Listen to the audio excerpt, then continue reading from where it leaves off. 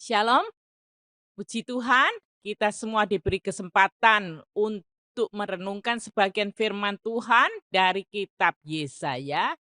Sebelum kita masuk dalam perenungan Yesaya pasal 2 ayat 6 sampai 22, marilah kita masuk di dalam doa. Bapa dalam surga, terima kasih Tuhan, Engkau telah memberi kesempatan pada kami semua pada hari ini untuk belajar dari kitab Yesaya pasal 2. Kiranya Tuhan menolong, Tuhan roh Tuhan menyertai dan memberkati urapi hamba Engkau yang penuh kekurangan ini. Bantu kami semua bisa mengerti dan bisa melaksanakan firman Tuhan. Dalam nama Tuhan Yesus kami semua berdoa. Amin. Ibu bapak, saudara-saudari sekalian, hari ini saya akan melanjutkan untuk pembahasan kitab Yesaya pasal 2 ayat 6 sampai 22. Saya beri judul Pilihlah Gunungmu. Nah, hari ini saya tidak membacakannya sebelum pembahasan, tapi nanti setiap ayat akan dibacakan pada waktu saya membahas ayat-ayat itu. Nah, untuk kita melihat pasal 2 ayat 6 sampai 22, saya ingin mengajak saudara semua untuk melihat pasal 2 ayat 1 sampai dengan 5. Karena ada hubungannya, karena saling kait-mengait. Saya akan tunjukkan kepada Anda semua. Ini apa maksudnya? Karena kalau kita melihat di pasal 2 ayat 1, di situ waktu saya sebutkan waktu pembahasan seminggu sebelumnya, di situ ada tentang superskripsi, yaitu menjelaskan apa yang akan dibahas di ayat-ayat sebelumnya. Nah, superskripsi ini berlaku juga untuk pasal 2 ayat 6. Di waktu itu disebutkan, ini ada firman yang diterima Yesaya bin Amos dalam penglihatan tentang Yehuda dan Yerusalem itu di ayat 1 dan ayat 2 dikatakan akan terjadi pada hari-hari terakhir. Jadi hari-hari terakhir itu akan ada kejadian macam-macam. Di pasal 2 ayat 1 sampai dengan 5, hari-hari terakhir itu apa yang akan terjadi dibahas sudah seminggu yang lalu, yaitu segala bangsa akan berduyun-duyun memilih naik ke gunung Tuhan, ke rumah Allah Yakub yang lebih tinggi dari puncak gunung-gunung dan bukit-bukit lainnya. Untuk apa?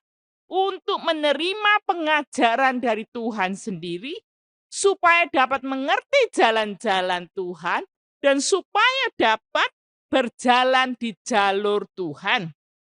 Dan orang-orang itu yang berduyun-duyun naik ke gunung Tuhan itu, mereka memilih untuk dapat mendengarkan dan melakukan pengajaran daripada firman Tuhan. Mereka juga memilih hidup damai dengan mematahkan ujung tombak dan ujung pedang. Sehingga tombak dan pedang yang tadinya untuk peperangan digunakan untuk alat-alat pertanian. Dan mereka mengajak untuk berjalan dalam terang Tuhan. Nah, itu gambarannya bangsa yang memilih gunung Tuhan. Nah, sekarang di pasal 2 ayat 6 sampai 22 masih tentang pembahasan itu, mereka juga tentang hari-hari terakhir. Kalau diperhatikan di pasal 2 ayat 6 22, ada banyak yang menulis tentang hari itu atau suatu hari atau yang berhubungan dengan pada waktu ia bangkit menggentarkan bumi. Saya akan menunjukkan beberapa ayat yang disebutkan, yaitu di ayat pasal 2 ayat 11 dikatakan hanya Tuhan sajalah yang maha tinggi pada hari itu. Kita akan nanti akan melihat apa itu. Pasal 12 ayat 12 juga dikatakan Tuhan semesta alam menetapkan suatu hari, yaitu menuju tentang hari itu juga. Ayat 17, hanya Tuhan sajalah yang maha tinggi pada hari itu juga tentang menunjukkan pada hari-hari akhir itu. Di ayat 20 juga disebutkan, pada hari itu berhala perak dan emas itu yang disembah orang itu akan dilemparkan ke tikus dan kelelawar. Selain itu, di ayat 19 dan 21 disebutkan pada waktu Tuhan menggentarkan bumi, yaitu orang banyak ketakutan pada waktu Tuhan menggentarkan bumi, yaitu yang berhubungan dengan hari itu. Di ayat 21 juga banyak orang ketakutan pada waktu ia bangkit menggentarkan bumi. Jadi kita bisa melihat di sini pada hari itu atau pada waktu Tuhan menggentarkan bumi juga menjelaskan tentang pada hari-hari terakhir yang disebutkan di pasal 2 ayat 2. Kalau kita melihat gambarannya di pasal 2 ayat 1 sampai dengan 5, ini orang-orang berduyun-duyun mencari pengajaran Tuhan dan mereka ini dapat gembira dan mencari damai, tapi gambarannya di ayat 6 sampai 22 ini lain. Gambarannya tragis, menakutkan, menggentarkan. Mari kita simak bersama-sama apa yang terjadi. Kita melihat di pasal 2 ayat 6, kalau di bagian 6 yang bagian pertama yaitu 6a, dimulai dengan kata ki. Di pasal 6, di pasal 2 ayat 6 bagian B juga dimulai dengan ki. Apa itu? Kalau pasal 2 ayat 6 di bagian yang pertama, dikatakan sungguh telah kau buang umatmu keturunan Yakub. Jadi di sini ki ini penting sekali. Ini menunjukkan sungguh, ini yang ditekankan sesuatu yang sesungguhnya terjadi. Apa yang terjadi? Yaitu tidak baik umat Tuhan keturunan Yakub ini telah dibuang oleh Tuhan. Bukannya akan, tapi sudah dibuang. Jadi Tuhan sudah nggak mau mereka dibuang. Kenapa? Akan kita melihat nanti. Lalu di bagian pasal 2 ayat 6 bagian B disebutkan sebabnya kenapa? Sebab dari Tuhan membuat umat keturunan Yakub ada 3 macam.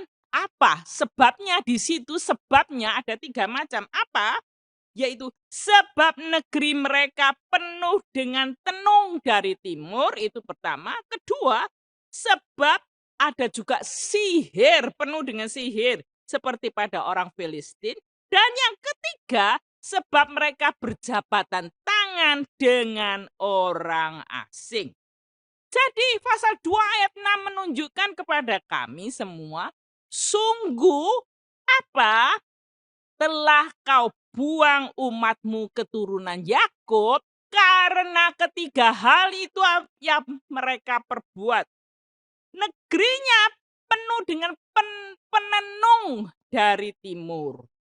Selain itu juga penuh dengan orang-orang yang melakukan sihir dari orang Filistin.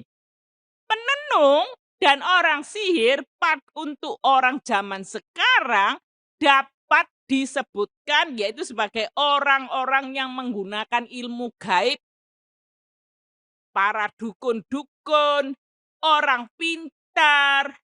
Ini ada orang yang ke mereka untuk mencari tahu sesuatu, untuk dapat berkat. Ada orang yang menanyakan sesuatu, oh jodohku siapa, apa dan ini dan itu, supaya banyak rezeki, banyak usahanya sukses, dan lain sebagainya. Dan juga orang tanya kepada mereka seperti halnya seperti apa? Fortune teller di dalam bahasa Inggris, yaitu untuk mengetahui masa depannya, minta nasihat apa yang harus dilakukan. Dan dikatakan Tuhan juga membuang orang-orang keturunan Yakub ini karena berjabatan tangan dengan orang asing loh, bukan jabatan cuma salaman, tapi berjabatan tangan gini ada artinya partner, mau bekerja sama dengan orang-orang Filistin dan juga orang-orang yang ini berhubungan dengan penenung dan juga orang-orang sihir. Karena apa? Tuhan nggak senang dengan itu. Tuhan dengan jelas mengatakan di Ulangan pasal 18 ayat 9 sampai dengan 14, Tuhan tuh menentang tukang penenung dan tukang sihir. Anak-anak Tuhan tidak diizinkan untuk berhubungan dengan tukang sihir, tukang penenung. Kita melihat Ulangan pasal 18 ayat 9 dikatakan, jangan engkau belajar melakukan hal yang menjijikkan. Hal yang menjijikkan apa bagi Tuhan? Dikatakan kalau mereka ini sudah masuk ke tanah mereka, jangan melakukan hal-hal yang seperti bangsa-bangsa itu. Apa yang menjijikkan? Di ayat 10 dikatakan, jangan didapati seorang pun di antaramu yang mempersembahkan anaknya laki-laki atau anaknya perempuan sebagai kurban dalam api, atau seorang yang menjadi penenung, peramal, ahli nujun, penyihir. Di sini dengan jelas Tuhan mengatakan tidak boleh, anak-anak Tuhan tidak boleh untuk melakukan apa? Mempersembahkan kurban kepada ilah-ilah dewa-dewa itu, menjijikkan Tuhan. Orang malah mempersembahkan, mengkurbankan anaknya laki-laki, anak perempuan sendiri. Dan mereka juga menjadi penenung, peramal, ahli nujun, penyihir. Ini semua ditentang oleh Tuhan. Demikian juga di ayat 11 dikatakan pemantra ataupun seorang yang bertanya kepada arwah dan roh peramal atau yang meminta petunjuk kepada orang mati, itu juga ditentang oleh Tuhan. Orang yang baca-baca mantra, kita tanya-tanya pada orang, oh dia ini tahu ya kira-kira arwahnya siapa. Orang yang dulu kita kasihi mungkin bisa memberikan petunjuk. Atau ada orang yang minta petunjuk kepada pemimpinnya yang dahulu. Kira-kira apa ya, peramal untuk hari depan? Tidak boleh. Di ayat 12 dikatakan, sebab setiap orang yang melakukan hal-hal itu adalah menjijikkan bagi Tuhan, dan oleh karena segala hal yang menjijikkan itulah Tuhan Allahmu menghalau mereka dari hadapanmu. Jadi Tuhan tidak senang orang-orang itu disingkirkan, tetapi sekarang anak-anak Tuhan ikut-ikut mau ke sana. Makanya mereka ini tadi dikatakan tadi di ayat yang ke-6, mereka ini dikatakan apa? Dibuang oleh Tuhan, keturunan Yakub, karena ikut-ikut ke sana. Jadi di ayat yang ke-14 dikatakan, memang bangsa-bangsa yang daerahnya akan kau duduki itu mendengarkan peramal atau penenung. Tetapi Tuhan Allahmu tidak mengizinkan engkau melakukan yang demikian. Jadi Tuhan dengan jelas bangsa-bangsa lain yang melakukan, tetapi anak-anak Tuhan tidak diizinkan untuk pergi ke peramal, untuk ke penenung. Loh, zaman sekarang ini bukan zaman dahulu aja ada peramal penenung, sekarang itu juga ada. Orang-orang pergi peramal, ada yang orang melihat tangannya, garis-garis tangannya, orang melihat ini itu, pakai kartu ini itu meramal. Itu tidak diizinkan oleh Tuhan. Dan memanggil arwah orang yang mati dan peramal itu juga tidak diizinkan. Kenapa? Menunjukkan orang yang datang ke peramal, penenung, dan ahli nujun dan lain sebagainya, menunjukkan bahwa orang itu lebih mempercayai penenung, ramal, dan lain sebagainya. Tidak mempercayai Tuhan. Maka Tuhan tidak senang. Sekarang di pasal 2 ayat 7 dikatakan, negerinya penuh emas dan perak, tak terbatas harta bendanya. Negerinya penuh kuda, tak terbatas jumlah keretanya. Nah, ini tempat yang umat Tuhan pergi, yang umat Tuhan ini adalah mereka ditawan, negerinya kaya raya. Dikatakan penuh dengan emas dan perak. Harta bendanya banyak. Dan juga ada banyak kuda dan tak terbatas keretanya. Dengan kata lain, kekayaannya besar, juga kekuasaannya besar. Zaman dahulu kekuasaan besar itu adalah kalau banyak kuda dan kereta. Inilah yang menunjukkan bahwa bangsa-bangsa itu dengan begitu banyak kekayaannya, banyak emas, perak, dan harta bendanya, sehingga mereka ini menjadi orang yang angkuh dan sombong. Nanti kita akan melihat mereka dimarah, Tuhan marah pada mereka karena mereka adalah yang sombong. Kalau di dunia modern kita sekarang, orang banyak juga menyembah uang, menyembah harta benda, menyembah kekuasaan seperti orang pada zaman itu. Kalau sudah banyak uang, banyak kekayaan, banyak kekuasaan menjadi sombong. Nah, juga dikatakan di situ banyak transportasi modern zaman itu, kereta-kereta kalau punya transportasi modern juga menjadi sombong.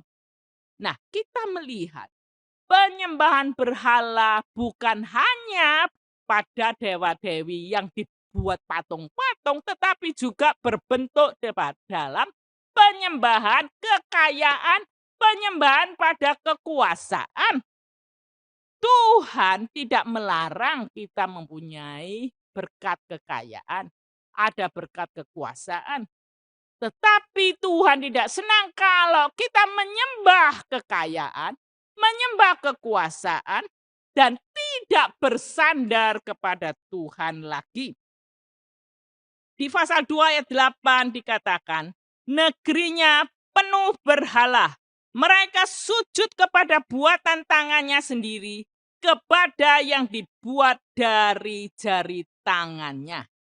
Jadi orang-orang itu yang tadi keturunan Yakub, mereka ini selain pergi ke penenung, ahli peramal, dan lain sebagainya, negeri yang mereka tuju kaya raya, dan mereka di sana, tapi juga negerinya penuh dengan berhala. Berhala yang dibuat, kalau di ayat lain disebutkan mereka membuat dari emas dan perak. Lalu orang apa? Sujud menyembah berhala itu.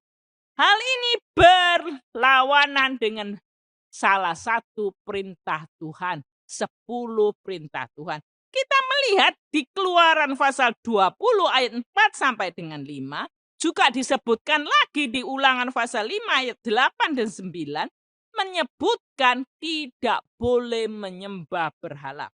Dikatakan di Keluaran pasal 20 ayat 4 dan 5, jangan membuat bagimu berhala yang menyerupai apapun yang ada di langit, di atas, atau yang ada di bumi di bawah, atau yang ada di dalam air di bawah bumi. Jangan sujud menyembahnya atau beribadah kepadanya, sebab aku Tuhan Allahmu adalah Allah yang cemburu, yang membalas kesalahan bapa kepada anak-anaknya, sampai kepada keturunan ketiga dan keempat dari orang-orang yang membenci aku. Dengan jelas Tuhan menyatakan, anak-anak Tuhan tidak boleh membuat berhala. Dan juga tidak boleh menyembah berhalanya dari emas, perak, kayu, atau besi, atau apapun juga yang menyerupai sesuatu di langit, di daratan, di dan juga di bawah laut, lalu disembah. Tidak diizinkan. Tuhan membenci.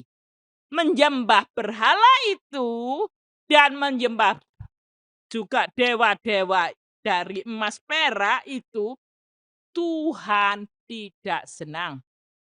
Jadi kita diminta sebagai umat Tuhan, janganlah kita ini mengikut-ngikut orang-orang lain yang menyembah berhala.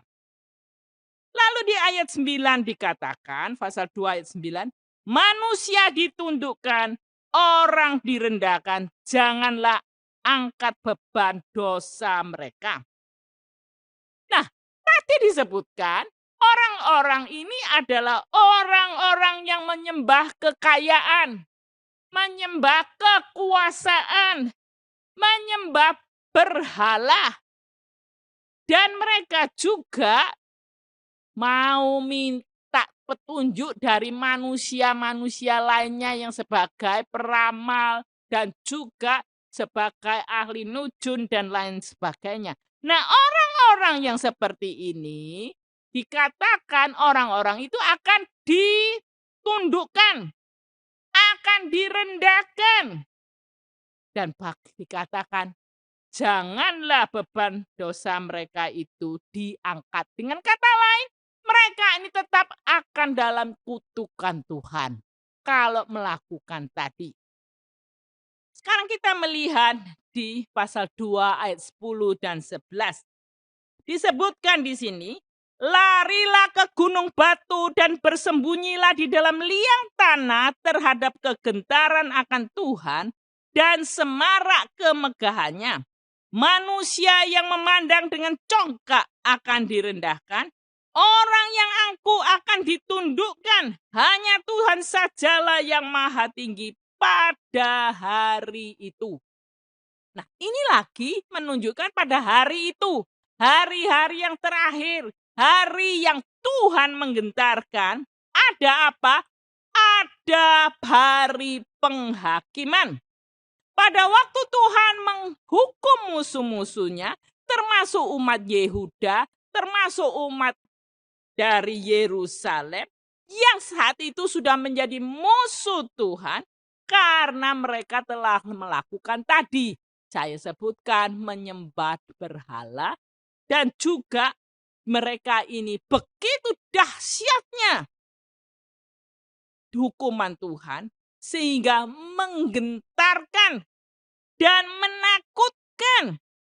Begitu menakutkan sehingga orang-orang dikatakan di ayat 10 lari ke gunung batu. Dan juga mereka bersembunyi di dalam liang tanah. Karena begitu dahsyat apa yang Tuhan lakukan. Nah, orang-orang yang tadinya menyombongkan diri yang congkak dan angkuh, yang menentang Tuhan karena banyak kekayaan dan kekuasaan dan kendaraan yang banyak, mereka ini direndahkan, ditundukkan. Nah, di sini Tuhan mau menunjukkan orang yang diberkati dengan banyak kekayaan dan juga dengan banyak kekuasaan, tapi kalau sudah meninggalkan Tuhan, mereka bersandar pada kekayaan dan juga dengan kekuasaan, tidak mau bersandar pada Tuhan, dan tapi bersandar pada para peramal dan ahli nujum, mereka ini adalah akan dikatakan mereka akan lari. Untuk apa? Dahsyat sekali hukuman Tuhan. Lari ke liang tanah. Dan Tuhan akan menunjukkan kemegahannya, kebesarannya. Orang yang congkak ini akan direndahkan. Orang yang angkuh ditundukkan. Hanya Tuhan yang maha tinggi pada hari itu. Jadi hanya Tuhanlah yang setia, hanya Tuhanlah yang harus kita sembah, hanya Tuhanlah yang harus kita sandari. Sekarang di Yesaya pasal 2 ayat 12 sampai dengan 18. kita melihat di ayat 12-13 dahulu. Sebab Tuhan semesta alam menetapkan suatu hari melawan semua orang yang congkak dan angkuh, melawan yang meninggikan diri, semuanya akan direndahkan. Melawan semua pohon aras di Libanon dan menjulang tinggi dan tegak, melawan semua pohon terbantin di Basan. Jadi pada hari itu Tuhan pencipta langit dan bumi sudah ditetapkan orang yang congkak dan angkuh, sekali lagi disebutkan, dilawan oleh Tuhan. Orang-orang ini yang meninggikan dirinya sendiri, yang sombong, karena tadi dikatakan memiliki segala macam. Dia ini tidak mau Tuhan. Dan semuanya direndahkan. Lalu selain itu disebutkan di ayat 13, melawan semua pohon aras di Libanon yang menjulang tinggi dan tegak. Begitu tinggi. Nah, pohon aras yang tinggi di hutan-hutan Libanon itu sangat terkenal. Kayunya keras, kayunya itu bagus sekali. Banyak diminati oleh negara-negara lain untuk mendirikan di dalam rumah-rumah mereka. Jadi memiliki pohon-pohon di Libanon, pohon aras menjulang tinggi, itu mempunyai aset yang besar, kekayaan yang besar. Dan juga dikatakan Tuhan melawan mereka. Karena apa? Sombong dan angkuh. Dan Tuhan melawan juga pohon terbantin di Basan. Basan ini di mana? Basan saat itu adalah di sebelah timur Sungai Yordan. Di sana banyak pohon terbantin. Nah, yang dikatakan pohon terbantin saat itu banyak digunakan untuk membuat patung-patung dewa-dewi. Maka Tuhan juga melawan. Selain itu di ayat 14 dan 15-16 dikatakan Tuhan juga melawan semua gunung yang tinggi, semua bukit yang menjulang. Tuhan juga melawan semua menara yang tinggi dan semua tembok yang berkubu. Tuhan melawan semua kapal Tarsis dan semua kapal yang mewah. Loh, apa sebabnya gunung yang tinggi, bukit yang menjulang tinggi, kok tidak diterima oleh Tuhan? Karena di tempat itulah banyak orang untuk bukan mencari Tuhan di rumah Tuhan, tetapi mereka mencari dewa-dewinya mereka untuk disembah. Dan juga di sini Tuhan melawan. Dikatakan di ayat 15, menara yang tinggi dan semua tembok yang berkubu, menunjukkan tembok tinggi dan juga tembok berkubu suatu tempat yang ada pertahanan yang kokoh. Ada tempat ini adalah menandakan kekuasaan, kekayaan yang membuat mereka angkuh, membuat mereka sombong. Dan juga Tuhan melawan semua kapal Tarsis dan semua kapal yang mewah. Tarsis pada saat itu merupakan suatu tempat yang banyak kapal besar yang digunakan di perjalanan laut. Di sanalah mereka ini juga ada di tempat itu banyak kapal-kapalnya. Kapalnya mewah-mewah.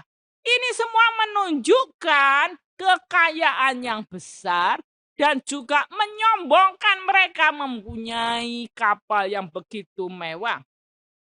Dikatakan di ayat 17-18, manusia yang congkak akan ditundukkan, orang yang angkuh akan direndahkan.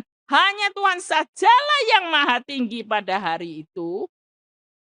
Berhala-berhala akan lenyap sama sekali. Jadi kita melihat di sini berbagai pohon yang istimewa, berbagai gunung dan bukit yang tinggi, berbagai kapal, berbagai benteng-benteng yang merupakan lambang kekuasaan, dan juga semuanya hal yang mewah-mewah menunjukkan kekayaan. Ini semua bisa menyombongkan orang, membuat sombong dan congkak. Ini akan ditundukkan, direndahkan oleh Tuhan dan dikalahkan. Jadi, kalau orang bersandar pada kekayaan, bersandar kepada juga kedudukan tinggi, kemewahan dan lain sebagainya, tidak mau bersandar pada Tuhan, Tuhan akan merendahkan. Di ayat 19 sampai dengan 22 demikian bunyinya. Maka orang akan masuk ke dalam gua di gunung batu dan ke dalam liang tanah karena ketakutan terhadap Tuhan dan semarak kemegahannya pada waktu ia bangkit menggetarkan bumi. Pada hari itu berhala perak dan berhala emas yang dibuat untuk disembah kepadanya akan dilemparkan orang kepada tikus dan kelelawar, supaya ia mendapat masuk ke dalam lekuk-lekuk di gunung batu dan ke dalam celah-celah di bukit batu, karena ketakutan terhadap Tuhan dan semarak kemegahannya pada waktu ia bangkit menggetarkan bumi. Jadi pada hari Tuhan ini menunjukkan kekuasaannya menghukum bangsa-bangsa yang sombong dan congkak.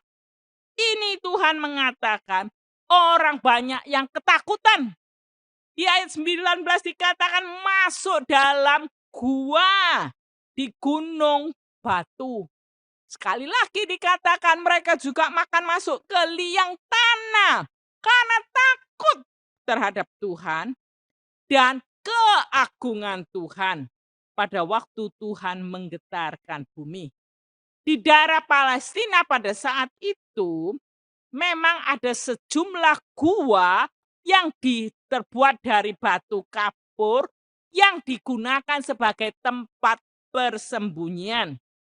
Hari Tuhan begitu dahsyat, begitu menggetarkan, begitu menakutkan, sehingga orang harus menyembunyikan diri di dalam gua-gua itu. Kitab Nabi Yesaya sering menegaskan bahwa Tuhan itu lebih kuat daripada berhala-berhala yang tidak bisa bergerak. Mereka ini adalah buatan manusia. Berhala-berhala yang terbuat dari emas yang perak, yang harganya sebetulnya emas peraknya itu mahal. Tetapi pada waktu Tuhan menggetarkan bumi, yaitu Tuhan menghukum umat manusia yang tidak mau bersandar padanya, dikatakan emas perak yang ini yang dibuat dewa-dewi, ini adalah apa? Yang disembah pada hari Tuhan menggetarkan bumi, dikatakan apa? Dibuang untuk dilemparkan pada tikus dan kelelawar. Berarti sudah tidak ada gunanya lagi. Gak ada orang yang mau. Dibuang untuk tikus kelelawar berarti tidak berguna. Nah, orang yang masuk ke gua itu, mereka ini akan masuk di antara lekuk-lekuk gunung batu, di antara celah-celah di bukit batu. Karena begitu ketakutan ingin berlindung dari kedahsyatan hari penghakiman dan kedahsyatan dari kemegahan Tuhan pada waktu Tuhan menggetarkan bumi. Maka ada pertanyaan di ayat 22 dan juga nasihat. Berhentilah bersandar pada manusia yang hanya ada nafas di hidungnya. Untuk apa ia diperhitungkan? Kalau begitu, mengapa Mengapa mau bersandar pada manusia? Mengapa mau bersandar pada meskipun orang yang berkuasa tinggi, dan juga punya harta benda banyak, dan juga orang-orang yang semuanya ini menggunakan kekuasaan gaib, menggunakan juga tukang sihir, ini semuanya akan dihancurkan, direndahkan. Dan di sini menunjukkan sandaran pada kekuasaan, kekayaan, dan manusia-manusia yang menggunakan juga kekuasaan gaib itu tidak ada gunanya. Kalau nafas kita habis, kita nggak bisa bernafas lagi, berarti sudah meninggal. Sudah tidak diperhitungkan lagi. Nggak bisa berbuat apa-apa lagi. Kekuasaan, kekayaan, dan semuanya itu sudah hilang. Tuhan Allah yang hidup. Tuhan yang maha kuasa itu adalah yang melebihi semuanya. Sembahlah Tuhan saja. Janganlah sembah yang lain-lainnya. Nah, pada akhir dari pasal kedua ini, kita diperlihatkan lagi. Gunung mana yang akan Anda pilih? Gunung di mana kita bisa belajar firman Tuhan, gunung rumah Tuhan, atau gunung-gunung kekayaan, gunung-gunung tentang kekuasaan, gunung-gunung tentang yang banyak dari dewa-dewi. Gunung mana yang Anda pilih? Bukit-bukit mana yang Anda pilih? Gunung di mana Anda ini bisa menyembah Tuhan, bersandar pada Tuhan, atau bersandar pada kekayaan, kekuasaan, dan juga bersandar pada manusia yang menggunakan kekuatan gaib? Marilah kita memilih yang benar, yaitu naiklah ke gunung Tuhan, menyembah Dia, dan juga minta bantuan kepada Tuhan. Marilah kita bertobat, datang pada Tuhan, bersandar kepada Tuhan yang hidup. Karena yang lainnya itu tadi tidak dapat diperhitungkan. Marilah kita masuk dalam doa. Bapa dalam surga, terima kasih Engkau telah mengajarkan pada kami semua hari ini, supaya kami memilih gunung yang benar, yaitu bersandar kepada Tuhan. Mau datang ke hadapan Engkau, menyembah Engkau saja. Tidak menyembah berhala-berhala. Tidak menyembah tentang kekayaan, juga kekuasaan, dan orang-orang yang bisa menggunakan kekuasaan gaib. Tuhan, supaya kami tahu bahwa hanya Tuhanlah yang maha besar. Bahwa Tuhanlah yang harus kami sembah. Kami yang mau setia kepada Engkau, bantulah anak-anak Engkau juga. Dalam nama Yesus Kristus, kami sudah berdoa bersyukur. Puji Tuhan, saya sudah menyelesaikan pasal yang kedua dari kitab Yesaya, dan sudah menyelesaikan 6 sesi. Nah, sesi selanjutnya akan ada hamba Tuhan yang lainnya yang melakukan. Nanti ini dari tim gembala akan setelah 6 sesi diganti tim gembala lainnya. Minggu depan akan membahas dari kitab Yesaya pasal yang ketiga. Kiranya Tuhan memberkati. Amin.